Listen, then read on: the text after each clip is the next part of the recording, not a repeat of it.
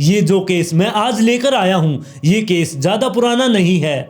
ये केस आज से सिर्फ 5 दिन पहले का ही है। गोवा से एक महिला कैब बुक करती है बेंगलोर जाने के लिए। वो अपना सामान वगैरह उसमें रख के वो बेंगलोर के लिए निकल जाती है। रास्ते में जब वो टैक्सी कर्नाटक के पास पहुंची तब उस टैक्सी ड्राइवर के पास गोवा पुलिस का फोन आता है और गोवा पुलिस ने उस टैक्सी ड्राइवर से जो करने के लिए कहा उसने वैसा ही किया। उसने उस टैक्सी को वहां के पास के ही एक पुलिस स्टेशन में ले जाकर खड़ा कर दिया और वहां पर पुलिस वालों से जाकर फोन पर बात करवाई कि गोवा पुलिस आपसे बात करना चाहती है। गोवा पुलिस ने वहां के पुलिस वालों से बात की और उन पुलिस वालों ने जाकर उस टैक्सी की तलाशी ली। टैक्सी में वो महिला थी। महिला को नीचे उतारा गया और उसके बाद उसके सामान को भी नीचे उतारा गया। वो अपने साथ एक ट्रॉली बैग लेकर आई थी जो बहुत ही बड़ा था। फिर उस ट्रॉली बैग को खोला गया। ट्रॉली बैग खुलने के बाद उसके ऊपर 2-4 कपड़े रखे हुए थे। उन 2-4 कपड़ों को जब हटाया गया तो पुलिस के पैरों के नीचे से जमीन खिसक गई थी, क्योंकि उस ट्रॉली बैग में एक 4 साल का बच्चा उसकी लाश थी।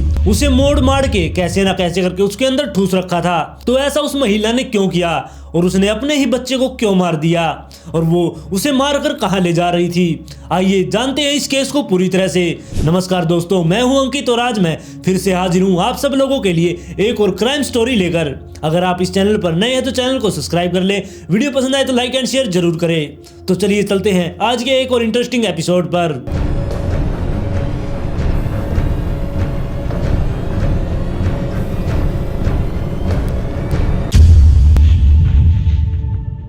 6 जनवरी 2024 सूचना सेठ नाम की एक महिला बेंगलोर से गोवा जाने के लिए एक फ्लाइट में अपनी और अपने 4 साल के बेटे की टिकट बुक करती है और उसी शाम को वो गोवा पहुंच जाती है। गोवा में उसने पहले से ही एक होटल को बुक कर रखा था। वो उस होटल में जाती है, वहां पर चेक इन करती है और अपने रूम में चली जाती है। जिसके बाद सुबह होने पर वो होटल से निकलकर गोवा में घूमने के लिए बीच वगैरह पे गई, मार्केट में गई। जिसके बाद शाम होने पर वो वापस से अपने होटल में आके रुक गई।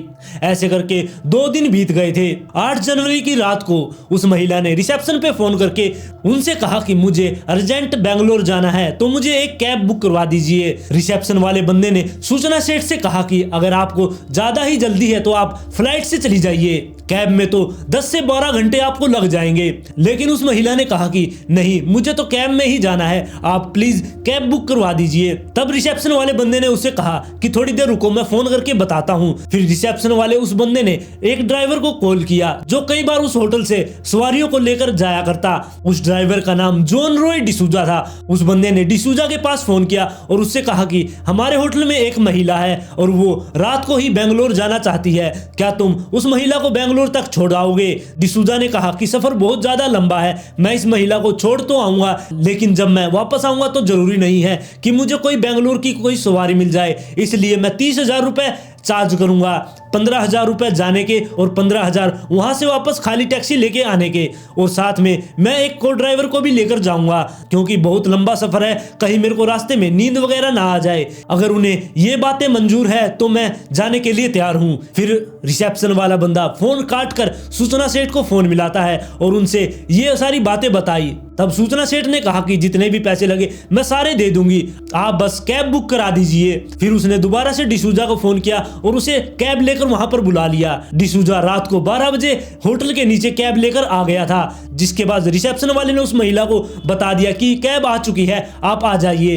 फिर वो महिला ऊपर से नीचे आती है, उसके पास एक बहुत बड़ा बैग था, वो ट्रॉली बैग था। वो ट्रॉली बैग को खींच कर लेके आ रही थी। रिसेप्शन पर आने के बाद उसने चेकआउट किया, पैसे वैसे दिए और अपना बैग डिसूजा को दे दिया। डिसूजा उस बैग को टैक्सी तक खींच कर लेके जाता है। जब वो टैक्सी की डिग्गी खोलकर उसमें बैग रखने लगता है तब उसे एहसास होता है कि ये बैग बहुत ज्यादा भारी है। वो उस टाइम उस बात को इग्नोर कर देता है और बैग को उसमें रख के डिग्गी बंद कर देता है। जिसके बाद 12:30 बजे वो वहां से निकल जाते हैं और वहां से निकले हुए उन्हें 1.5-2 घंटा ही हुआ था। रास्ते में एक बहुत लंबा जाम लगा हुआ था। फिर डिसूजा ने वहां पर गाड़ी रोककर बाहर जाकर पूछा भी कि जाम किस वजह से लगा हुआ है। तब वहां पर जो लोग थे जाम में फंसे हुए, उन्होंने बताया कि आगे एक ट्रक पलटा हुआ है और जाम खुलने में 4 से 5 घंटे लग जाएंगे। लेकिन वो आकर सूचना सेठ से बताता है कि अभी जाम खुलने में 7 से 8 घंटे लग जाएंगे, तो आप ऐसा करिए कि मैं यू टर्न ले लेता हूं और आप फोन से ही बैठकर फ्लाइट की टिकट बुक कर लीजिए, आपको बहुत जल्दी है इसलिए मैं आपको एयरपोर्ट छोड़ाऊंगा। लेकिन सूचना सेठ ने कहा कि नहीं, मुझे जाना तो बाय रोड ही है, मैं फ्लाइट में नहीं जाऊंगी। इसलिए चाहे कितना भी टाइम लगो हम जाएंगे इसी रोड से ही। डिसूजा आराम से बैठ जाता है और सोचने लगता है जब अगर इस महिला को ही कोई टेंशन नहीं है, उसे तो 30,000 रुपए मिल रहे हैं, तो वो आराम से चुपचाप वहां पर बैठा रहता है। और जाम भी 3-4 घंटे में खुल ही जाता है। जाम खुलने के बाद गाड़ी चलने लगती है और गाड़ी चलते चलते सुबह हो गई थी। और उधर गोवा में जो होटल का स्टाफ था, मतलब कि जो स्वीपर वगैरह थे, सुबह होने पर जो लोग चेकआउट कर जाते हैं होटल से, वो सफाई करने के लिए जाते हैं। तब एक स्वीपर सूचना सेठ के रूम में जाता है और वहां पर साफ सफाई करने लगता है। तब उसका ध्यान फर्श पर पड़ी कुछ खून की बूंदों पर जाता है और उस खून को देखकर वो भागकर सीधा रिसेप्शन पर आता है और रिसेप्शन पर बताता है कि उस कमरे में खून पड़ा हुआ है। और तब रिसेप्शन वाला बंदा पुलिस को कॉल करता है और पुलिस वहां पर आ जाती है। पुलिस आने के बाद वो सीधा उन्हें उस रूम में लेकर जाते हैं जिसमें वो खून था। खून को देखने के बाद वापस से वो नीचे आते हैं और चेक करते हैं कि इस रूम में कौन रुका हुआ था। तब होटल वालों ने बताया कि इस रूम में एक सूचना सेठ नाम की महिला रुकी हुई थी।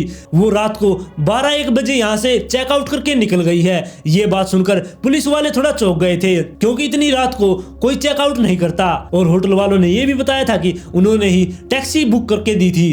तब पुलिस वालों ने उस टैक्सी ड्राइवर का फोन नंबर लिया और डिसूजा के पास फोन मिलाया। डिसूजा के पास फोन करने के बाद पुलिस वालों ने कहा कि हम गोवा पुलिस से बोल रहे हैं, आप जो गोवा से महिला को लेकर आए थे वो महिला आपकी टैक्सी में है या नहीं। डिसूजा ने कहा कि वो महिला मेरी गाड़ी में ही है। तब पुलिस वालों ने कहा कि हमारी उससे बात करवाइए। फिर डिसूजा ने फोन सूचना सेठ को पकड़ा दिया और सूचना सेठ से पुलिस वाले बात करने लगे। तब उन पुलिस वालों ने पूछा कि आपके कमरे से हमें खून की कुछ बूंदें मिली हैं। तब सूचना सेठ ने कहा कि मेरे पीरियड्स आए हुए हैं तो इस वजह से वो खून लग गया होगा।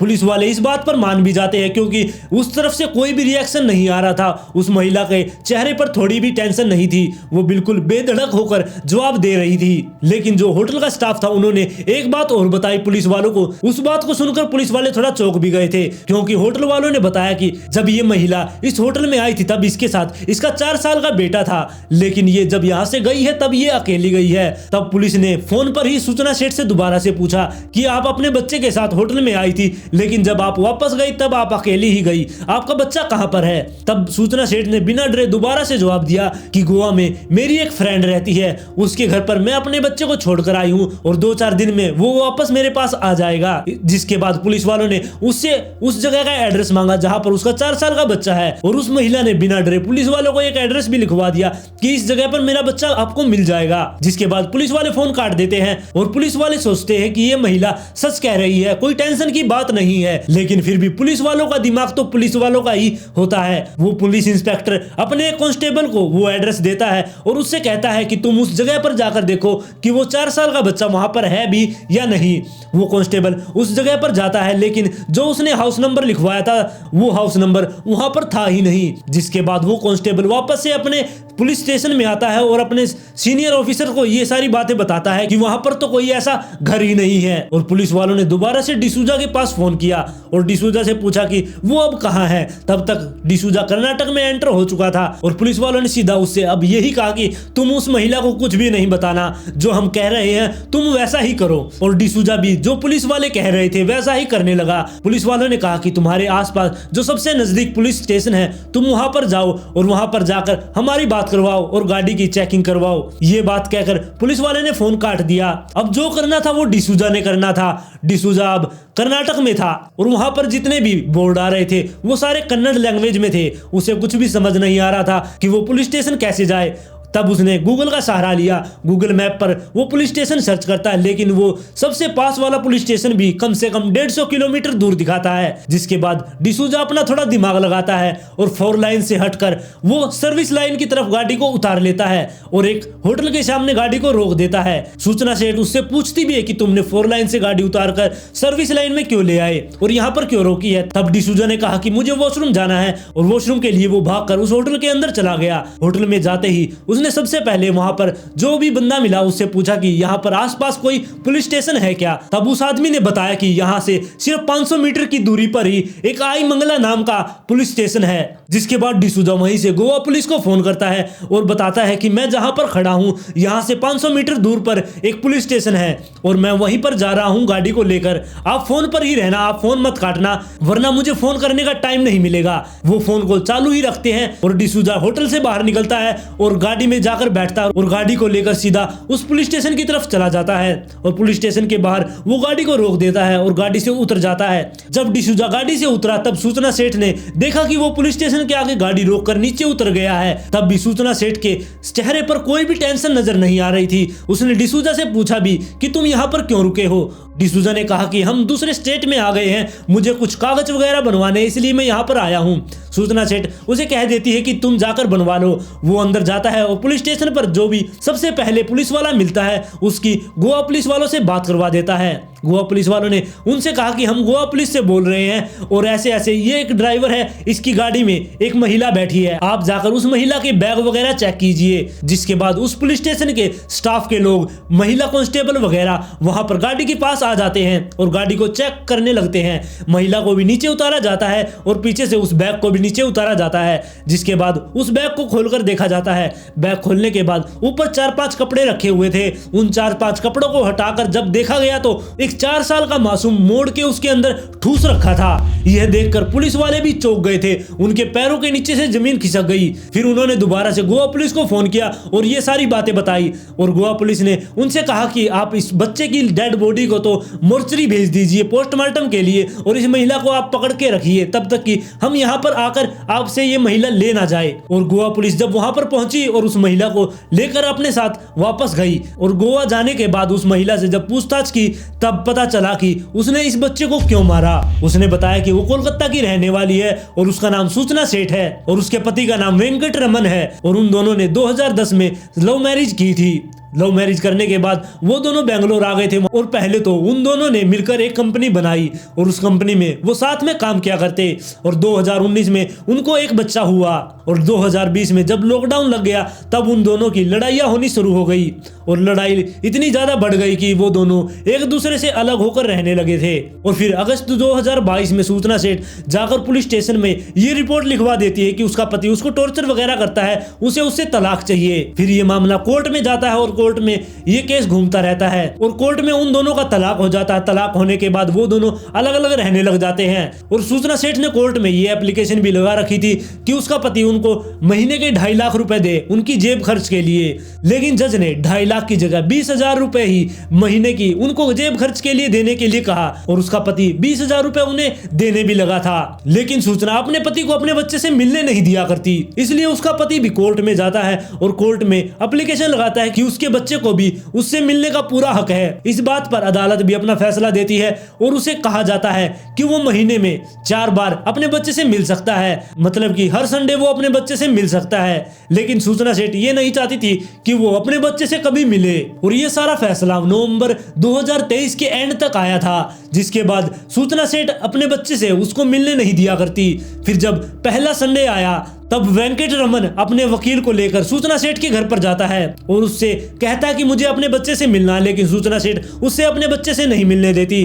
फिर वो वापस से लौट जाता है। ऐसे करके वेंकट 4 बार अपने बच्चे से 4 संडे मिलने आया, लेकिन उसने हर बार उसे मना कर दिया। जिसके बाद उसके वकील ने कहा कि आप अगर हमें नहीं मिलने दोगी तो हम दोबारा से कोर्ट में जाएंगे और वहां पर कोर्ट में जाकर दोबारा से केस करेंगे। जिसके बाद सूचना सेठ ने सोचा कि अब तो इसको अपने बच्चे से मिलवाना ही पड़ेगा क्योंकि कोर्ट का ऑर्डर है, वो मना भी नहीं कर सकती। फिर सूचना एक प्लान करती है, वो अपनी और अपने बच्चे की फ्लाइट की टिकट बुक करती है 6 जनवरी की गोवा जाने के लिए और वो गोवा चले जाते हैं। और गोवा जाने के बाद वो अपने बच्चे को होटल में लेकर जाती है और वहां पर जाकर वो अपने बच्चे को मार देती है और वो नहीं चाहती थी कि उसका पिता उसके बच्चे से मिले। वो वेंकट को बहुत ज्यादा दुखी देखना चाहती थी, वो नहीं चाहती थी कि वो खुश हो, इसलिए वो अपने बच्चे को ही मार देती है। ये कैसी माँ है जो अपनी नफरत के लिए अपने बच्चे को ही उसने मार दिया। और दूसरी तरफ उस 4 साल के बच्चे का जब पोस्टमार्टम होकर आया तब डॉक्टरों ने बताया कि उसकी मौत दम घुटने से हुई है, या तो उसके मुंह पर किसी ने तकिया वगैरह रख के उसका मुंह दबाया है या फिर उसका गला दबाया गया है जिससे उसकी मौत हुई है। अब बड़ा सवाल ये था कि अगर उस 4 साल के मासूम बच्चे की मौत गला दबाने से या सांस रुकने से हुई है तो वो कमरे में खून किसका था। तब इस बारे में सूचना से पूछा गया, तब उसने बताया कि अपने बच्चे को मारने के बाद उसने भी मरने की कोशिश की थी। उसने भी वहां पर पड़ी एक सीजर को उठाया और अपने हाथ को काटने की कोशिश की, जिसकी 2-4 बूंद वहां पर निकल के नीचे गिर गई थी। लेकिन फिर उसको मौत से डर लगा या फिर उसने अपना माइंड बदल दिया, फिर वो अपने हाथ पर पट्टी बांधकर वहां से निकल जाती है। ये कैसी माँ थी जो नफरत की आग में इतनी ज्यादा अंधी हो गई थी, उसने अपने बच्चे को ही मार दिया। उसे बिल्कुल भी दया नहीं आई अपने 4 साल के मासूम बच्चे को मारते हुए। आप लोग इस कहानी के बारे में अपनी राय मुझे कमेंट में जरूर दें। अगर कहानी पसंद आई तो लाइक एंड शेयर जरूर करें। अगर इस चैनल पर नए हैं तो चैनल को सब्सक्राइब कर ले।